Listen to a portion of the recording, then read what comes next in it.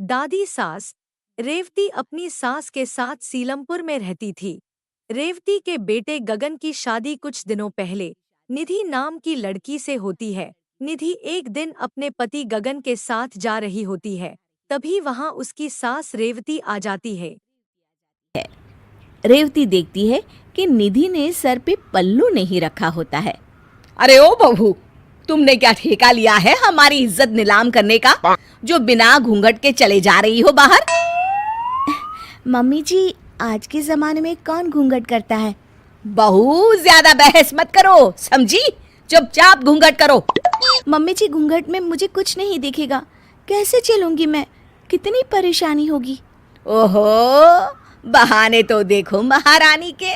ठीक है, परेशानी होगी तो कोई जरूरत नहीं है बाहर जाने की, चुपचाप घर पर बैठ जाओ। तभी वहाँ रेवती की सास आ जाती है।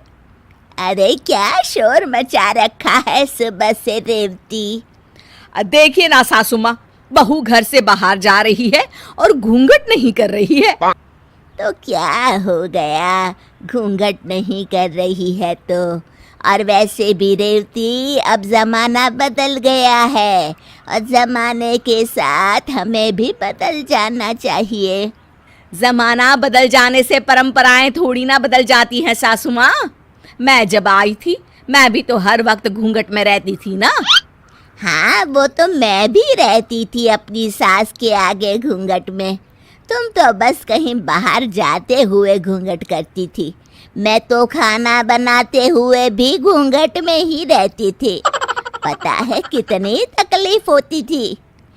पर सासू माँ, पर कुछ नहीं। निधि बहू, तुम जाओ, ये घूंघट करने की जरूरत नहीं है। धन्यवाद दादी सासू माँ। एक दिन निधि, गगन और उसके पिताजी ताश साथ में खेल रहे होते हैं। तभी वहाँ रेवती आ जाती है। ये क्या, आप सबको शर्म लिहाज है कि नहीं? आप तो निधि के ससुर हैं और उसके साथ ताश खेल रहे हैं, और तुम निधि, तुम्हें कोई शर्म लिहाज है ही नहीं?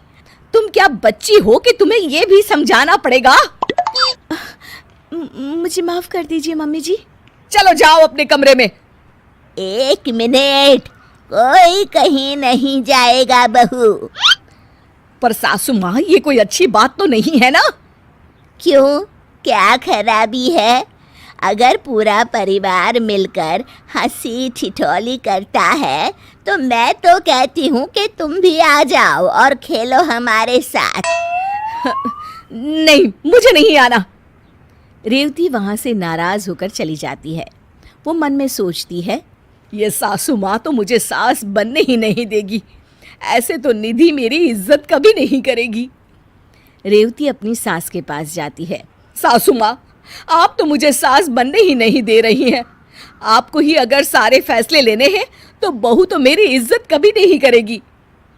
दादी सास बड़ी ही शांति से मुस्कुराकर जवाब देती हैं। ठीक है बहू, तू आज से सास बन जा अपनी बहू की। मैं कुछ नहीं कहूँगी आज से, ठीक है? रेवती ये सुनकर खुश हो जाती है और निधि के पास जाती है। सुनो बहू, आज से तुम्हें नौकरी पर जाने की कोई जरूरत नहीं है। पर मम्मी जी, दादी सास ने तो कहा था कि... तुम्हारी सास मैं हूँ बहू, तो तुम वो मानो जो मैं कह रही हूँ, समझी? कोई जरूरत नहीं है कल से काम पर जाने की। रेवती वहाँ से चली जाती है और निधि ये सुनकर दुखी हो जाती है। दादी सास ये सब देख रही होती हैं और उन्हें एक तरकीब सूझती है। रेवती बहू, कहाँ जा रही हो? सासू माँ, वो महिला अध्यक्षा की मीटिंग में जा रही हूँ। कोई जरूरत नहीं है जाने की। पर क्यों सासू माँ? मैं तो महिला अध्यक्ष की सदस्य हूँ और मेरा जाना बहुत जरूरी है। हाँ, पर मैं तुम्हारी सास हूँ और मैंने कह दिया ना कि कहीं नहीं जाओगी तुम। नाम हटवा लो महिला अध्यक्षा से अपना। हाँ, ये सासू माँ को क्या हो गया है? आज तक इन्होंने मुझसे कभी इस तरह से बात नहीं की। दादी सास वहाँ से चली जाती हैं और रेवती भी उदास होकर अपने कमरे में चली जाती है। शाम को रेवती और निधि खाना पका रही होती है। तभी क्या बन रहा है आज खाने में? सासू माँ, आज हम दाल चावल बना रहे हैं। बस दाल चावल? आज दाल चावल नहीं पकेंगे।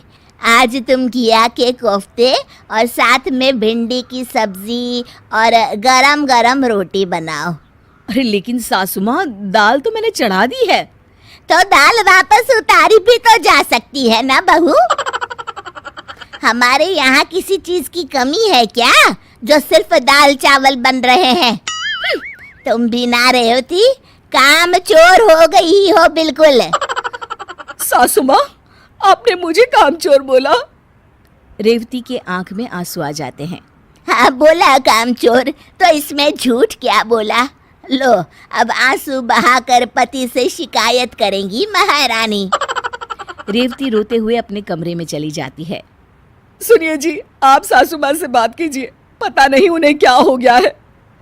मेरी बहू के सामने मेरी आज उन्होंने इतनी बेइज्जती की है, क्या बताओ। तभी वहां दादी सास आ जाती हैं और मुस्कुराकर फिर नाटक करने लग जाती हैं। लो और सुनो, देखा, सच कहा था ना मैंने कि मेरे बेटे से शिकायत करने जाएगी। हे भगवान, मेरी तो किस्मत ही खराब है। ये दिन भी देखना पड़ेगा, मैंने तो सोचा ही नहीं था। तभी रेवती कमरे से बाहर आ जाती है। सासू माँ, आपको क्या हो गया है? आप ऐसे क्यों बर्ताव कर रही हैं मेरे साथ? क्यों, मुझे क्या होगा? हुआ तो तुझे है बहू रानी, जो मेरी शिकायत कर रही थी मेरे बेटे से। ऐसी उम्मीद ना थी तुझसे। हाँ सासू माँ, मैं शिकायत नहीं कर रही थी, पर आप ऐसे बर्ताव कर रही है तो। अरे तेरी ही बातों पर अमल कर रही हूँ बहू। मेरी बातों पर? मैंने क्या कहा था आपको? क्यों, तू बोली नहीं थी कि मुझे अपनी बहू की सास बनना है और उसके लिए हर फैसला लेना है? तो मैंने सोचा मैं भी अपनी बहू की सास बन जाऊं और उसके लिए फैसले लेना शुरू कर दूं। रेवती को अपनी बात याद आती है और उसे अपनी गलती का एहसास होता है। अपनी आज़ादी सबको प्यारी होती है बहू। मैंने कभी तेरे साथ कोई ऐसा बर्ताव नहीं किया जिससे तुझे कोई दुख हो, पर तू सास बनकर अपनी बहू पर हुक्म चलाना चाहती है और खुद तेरे साथ वैसा सुलूक हुआ तो रोने लगी।